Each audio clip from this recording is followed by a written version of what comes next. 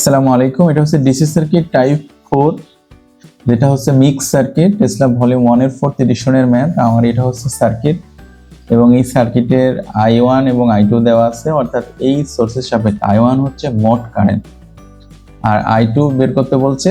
I2 হচ্ছে এই দিক দিয়ে যেটা ফ্লো করছে সেটা। আচ্ছা, কিন্তু গ্রাউন্ড পয়েন্ট আমার দেওয়া এই জায়গায়, অর্থাৎ গ্রাউন্ড পয়েন্টটা এই জায়গার কারণে আমি নিশ্চিতভাবে বলতে পারি না যে এটা I1 মোট কারেন্ট বা I1 আর I2 সমান, এটা আমি বলতে পারি না, কারণ গ্রাউন্ড পয়েন্টটা মাঝখানে।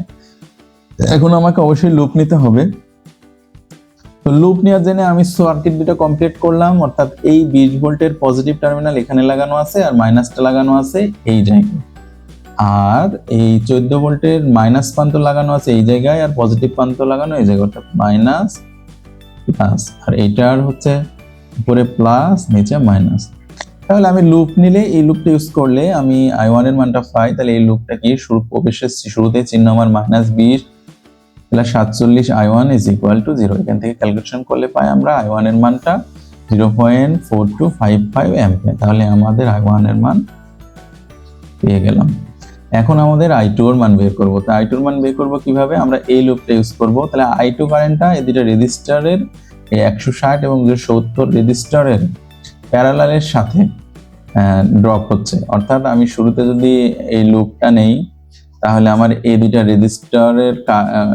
রেজিস্টার প্যারালালে আছে, তার সাথে আমার কারেন্ট এই হলো আমার একটা ড্রপ, তার সাথে মাইনাস, শুরুতে -14 ইজ ইকুয়াল টু 0। আমার সার্কিট কমপ্লিট হয়ে গেল। তাহলে এটাও যদি আমি ক্যালকুলেশন করি, আমার I2 এর মান হচ্ছে 0.139 অ্যাম্পিয়ার। এটা হচ্ছে অ্যান্সার। তাহলে আমাদের এটা ক্যালকুলেশন কিভাবে হচ্ছে আমরা সেটা যদি একটু দেখি।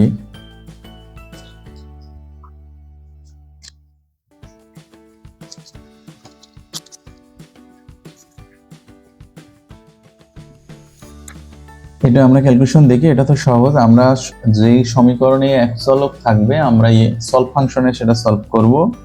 তাহলে এটাকে 160 ইনভার্স যোগ 270 ইনভার্স ব্র্যাকেট ক্লোজ ইনভার্স প্যারালেখা শেড into x minus 14 is equal 0। তাহলে শিফট সলভ সমান করলে আমরা পাই x এর মান 0.139। এটা হচ্ছে আমার I2 এর কারেন্ট। ঠিক আছে, থ্যাংক ইউ সবাই, আসসালামু আলাইকুম।